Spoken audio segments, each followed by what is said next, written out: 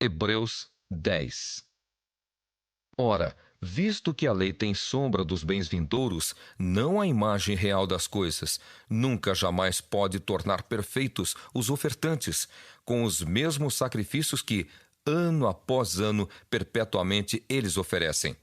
Doutra sorte, não teriam cessado de ser oferecidos, porquanto os que prestam culto, tendo sido purificados uma vez por todas, não mais teriam consciência de pecados? Entretanto, nesses sacrifícios, faz-se recordação de pecados todos os anos, porque é impossível que o sangue de touros e de bodes remova pecados. Por isso, ao entrar no mundo, diz: Sacrifício e oferta não quiseste, antes um corpo me formaste. Não te deleitaste com holocaustos e ofertas pelo pecado. Então eu disse: Eis aqui estou. No rolo do livro está escrito a meu respeito, para fazer, ó Deus, a tua vontade. Depois de dizer, como acima, sacrifícios e ofertas não quiseste, nem holocaustos e oblações pelo pecado, nem com isto te deleitaste, coisas que se oferecem segundo a lei. Então acrescentou: Eis aqui estou, para fazer, ó Deus, a tua vontade. Remove o primeiro para estabelecer o segundo. Nessa vontade é que temos sido santificados, mediante a oferta do corpo de Jesus Cristo, uma vez por todas. Ora, todo sacerdote se apresenta dia após dia a exercer o serviço sagrado e a oferecer muitas vezes os mesmos sacrifícios, que nunca jamais podem remover pecados. Jesus, porém, tendo oferecido para sempre um único sacrifício pelos pecados, assentou-se à destra de Deus, aguardando daí em diante até que os seus inimigos sejam postos por estrado dos seus pés. Porque com uma única oferta aperfeiçoou para sempre quantos estão sendo santificados. E disto nos dá testemunho também o Espírito Santo, porquanto, após ter dito: Esta é a aliança que farei com eles, depois daqueles dias, diz o Senhor. Porei no seu coração as minhas leis, e sobre a sua mente as inscreverei. Acrescenta: Também de nenhum modo me lembrarei dos seus pecados e das suas iniquidades para sempre. Ora, onde há remissão destes, já não há oferta pelo pecado. Tendo, pois, irmãos, intrepidez para entrar no Santo dos Santos pelo sangue de Jesus, pelo novo e vivo caminho que ele nos consagrou pelo véu, isto é, pela sua carne, e tendo grande sacerdote sobre a casa de Deus, aproximemo-nos com sincero coração, em plena certeza de fé, tendo o coração purificado de má consciência e lavado o corpo com água pura. Guardemos firme a confissão da esperança sem vacilar, pois quem fez a promessa é fiel. Consideremo-nos também uns aos outros para nos estimularmos ao amor e às boas obras. Não deixemos de congregar-nos, como é costume de alguns. Antes, façamos admoestações, e tanto mais quanto vedes que o dia se aproxima. Porque se vivermos deliberadamente em pecado, depois de termos recebido o pleno conhecimento da verdade, já não resta sacrifício pelos pecados. Pelo contrário, certa expectação horrível de juízo e fogo vingador prestes a consumir os adversários. Sem misericórdia, morre pelo depoimento de 2 ou 3 testemunhas quem tiver rejeitado a lei de Moisés. De quanto mais severo castigo julgais vós, será considerado digno aquele que calcou aos pés o Filho de Deus e profanou o sangue da aliança com o qual foi santificado e ultrajou o Espírito da graça? Ora, nós conhecemos aquele que disse: A mim pertence a vingança, eu retribuirei. E outra vez: O Senhor julgará o seu povo. Horrível coisa é cair nas mãos do Deus vivo. Lembrai-vos, porém, dos dias anteriores, em que, depois de iluminados, sustentastes grande luta e sofrimentos, ora expostos como em espetáculo, tanto de opróbrio quanto de tribulações, ora tornando-vos coparticipantes com aqueles que desse modo foram tratados. Porque não somente vos compadecestes dos encarcerados, como também aceitastes com alegria o espólio dos vossos bens, tendo ciência de possuirdes vós mesmos patrimônio superior e durável. Não abandoneis, portanto, a vossa confiança, ela tem grande galardão. Com efeito, tendes necessidade de perseverança, para que, havendo feito a vontade de Deus, alcanceis a promessa. Porque ainda dentro de pouco tempo, aquele que vem virá e não tardará. Todavia o meu justo viverá pela fé. E, se retroceder, nele não se compraz a minha alma. Nós, porém, não somos dos que retrocedem para a perdição. Somos, entretanto, da fé, para a conservação da alma. Hebreus 11. Ora, a fé é a certeza de coisas que se esperam, a convicção de fatos que se não veem. Pois pela fé os antigos obtiveram bom testemunho. Pela fé entendemos que foi o universo formado pela palavra de Deus, de maneira que o visível veio a existir das coisas que não aparecem. Pela fé, Abel ofereceu a Deus mais excelente sacrifício do que Caim, pelo qual obteve testemunho de ser justo, tendo a aprovação de Deus quanto às suas ofertas. Por meio dela também, mesmo depois de morto, ainda fala. Pela fé, Enoque foi trasladado para não ver a morte. Não foi achado, porque Deus o trasladara. Pois antes da sua trasladação, obteve testemunho de haver agradado a Deus. De fato, sem fé, é impossível agradar a Deus, porquanto é necessário que aquele que se aproxima de Deus creia que Ele existe e que se torna galardoador dos que o buscam. Pela fé, Noé, divinamente instruído acerca de acontecimentos que ainda não se viam, e sendo temente a Deus, aparelhou uma arca para a salvação de sua casa, pela qual condenou o mundo e se tornou herdeiro da justiça que vem da fé. Pela fé, Abraão, quando chamado, obedeceu, a fim de ir para um lugar que devia receber por herança, e partiu sem saber aonde ia. Pela fé, peregrinou na terra da promessa, como em terra alheia, habitando em tendas com Isaque e Jacó, herdeiros com ele da mesma promessa. Porque aguardava a cidade que tem fundamentos, da qual Deus é o arquiteto e edificador. Pela fé, também a própria Sara recebeu poder para ser mãe, não obstante o avançado de sua idade, pois teve por fiel aquele que lhe havia feito a promessa. Por isso também de aliás já amortecido, saiu uma posteridade tão numerosa como as estrelas do céu e inumerável como a areia que está na praia do mar. Todos estes morreram na fé, sem ter obtido as promessas, vendo-as porém de longe, e saudando-as, e confessando que eram estrangeiros e peregrinos sobre a terra. Porque os que falam desse modo manifestam estar procurando uma pátria. E se, na verdade, se lembrassem daquela de onde saíram, teriam oportunidade de voltar. Mas agora aspiram a uma pátria superior, isto é, celestial. Por isso Deus não se envergonha deles, de ser chamado o seu Deus, porquanto lhes preparou uma cidade. Pela fé, Abraão, quando posto à prova, ofereceu Isaque. Estava mesmo para sacrificar o seu unigênito, aquele que acolheu alegremente as promessas, a quem se tinha dito: em Isaque será chamada a tua descendência. Porque considerou que Deus era poderoso até para ressuscitá-lo dentre os mortos, de onde também, figuradamente, o recobrou. Pela fé, igualmente, Isaque abençoou a Jacó e a Esaú, acerca de coisas que ainda estavam para vir.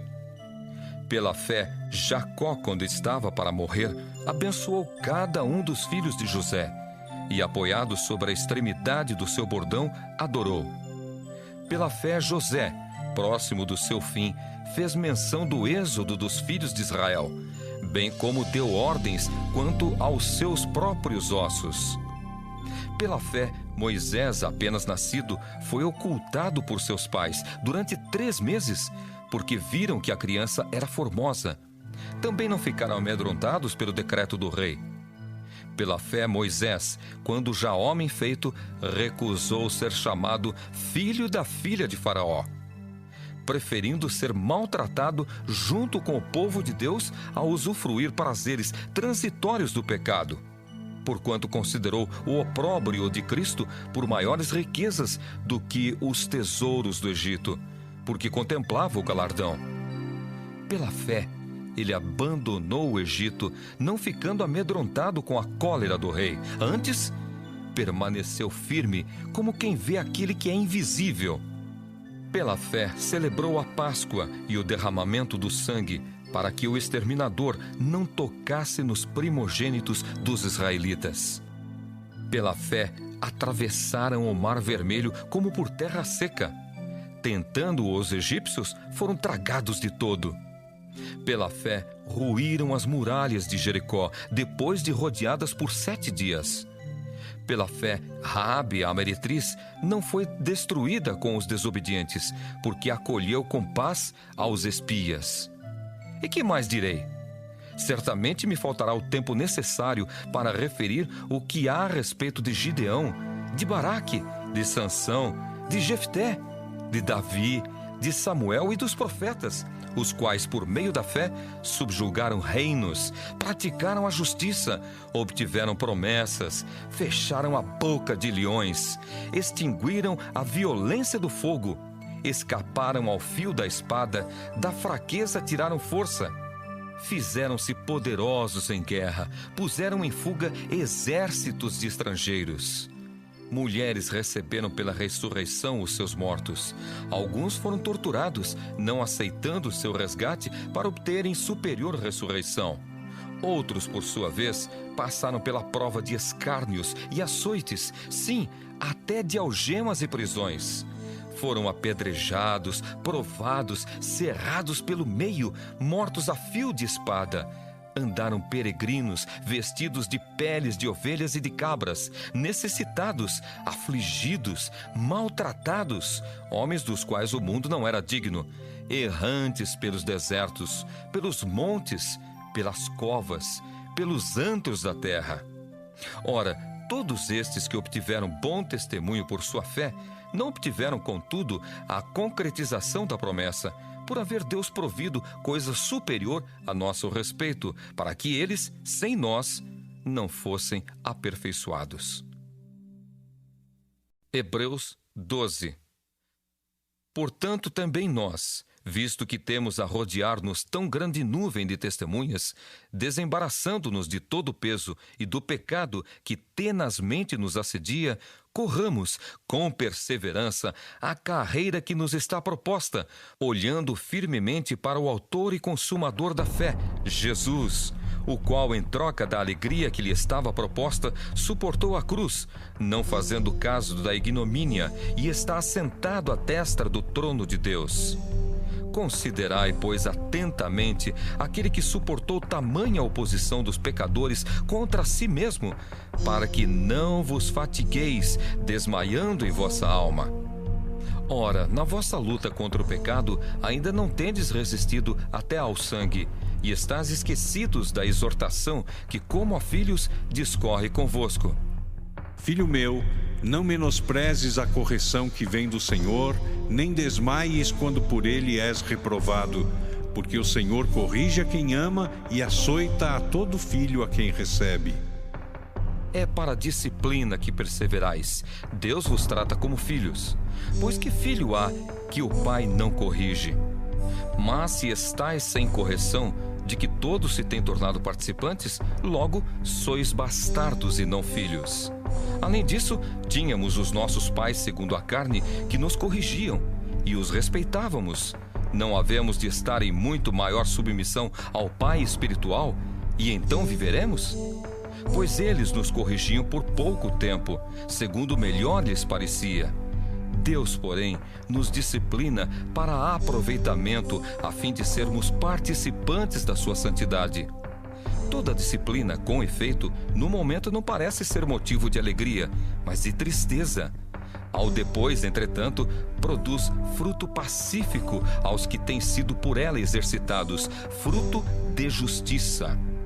Por isso, restabelecei as mãos descaídas e os joelhos trôpegos, e fazei caminhos retos para os pés, para que não se extravie o que é manco, antes seja curado.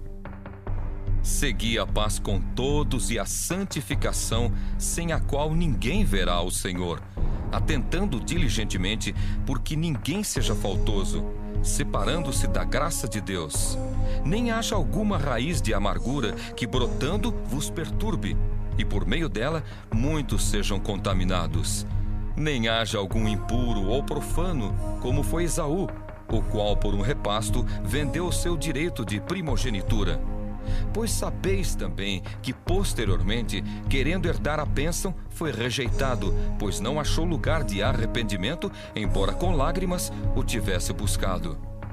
Ora, não tendes chegado ao fogo palpável e ardente, e à escuridão, e às trevas, e à tempestade, e ao clangor da trombeta, e ao som de palavras tais, que quantos o ouviram, suplicaram que não se lhes falasse mais, pois já não suportavam o que lhes era ordenado. Até um animal, se tocar o monte, será apedrejado. Na verdade, de tal modo era horrível o espetáculo que Moisés disse: Sinto-me aterrado e trêmulo.